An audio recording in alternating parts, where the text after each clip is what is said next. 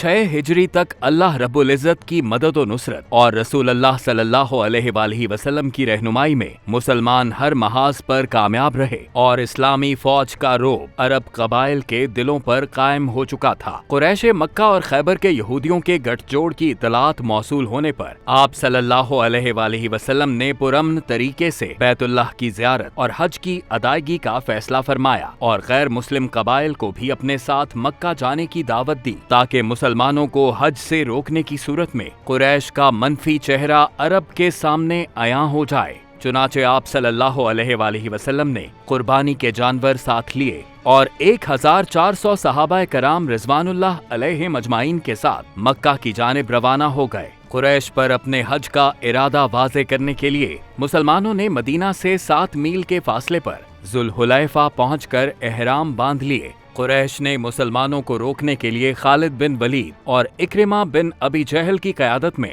200 घुड़सवारों पर मुश्तमिल लश्कर भेजा। नबी करीम सल्लल्लाहु अलैहि वसल्लम को जब इसकी खबर मिली तो आप सल्लल्लाहु अलैहि वसल्लम कुरैश के इस इक़दाम पर बरहम हुए। रसूल अल्लाह सल्लल्लाहु अलैहि वसल्लम को मुसलमानों की कुव्वते ईमानी पर मुकम्मल एतमाद था, लेकिन नजरियाती फतह के पेश नजर आप सल्लल्लाहु अलैहि वसल्लम ने अमन को तरजीह दी। आप सल्लल्लाहु अलैहि वसल्लम ने गैर मारूफ जमीनी रास्ता इस्तेमाल करते हुए मक्का के बिल्कुल करीब हुदैबिया के मकाम पर पहुंचकर पड़ाव डाला और कुरैश के रद्द अमल का इंतजार करने लगे। बिलाखिर मुशरिकीन मक्का ने मुसलमानों के पास यके बाद दीगरे 3 वफूद भेजे जो मुसलमानों की अमन पसंदी से कायल होकर वापस लौटे। अब मक्का में मौजूद दीगर कबाइल भी कहने लगे कि मुसलमानों को हज से रोकना गलत है। नबी करीम सल्लल्लाहु अलैहि वसल्लम ने मुशावरत के बाद हजरत उस्मान बिन अफ़्फ़ान रज़ी अल्लाह ताला अन्हो को सफीर बनाकर मक्का भेजा। कुरैश के साथ हजरत उस्मान रज़ी अल्लाह ताला अन्हो के मुबाहिसे का सिलसिला तूल पकड़ गया और मुसलमानों को गुमान हुआ कि कुरैश ने हजरत उस्मान रज़ी अल्लाह ताला अन्हो को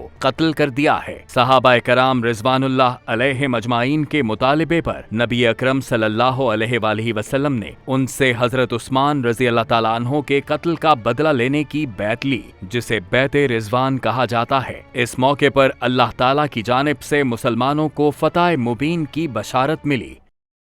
बेशक अल्लाह ईमान वालों से राजी हुआ। जब वो दरख्त के नीचे तुम्हारी बैत कर रहे थे तो अल्लाह को वो मालूम था जो उनके दिलों में था, तो उसने उन पर इत्मीनान उतारा और उन्हें जल्द आने वाली फतह का इनाम दिया।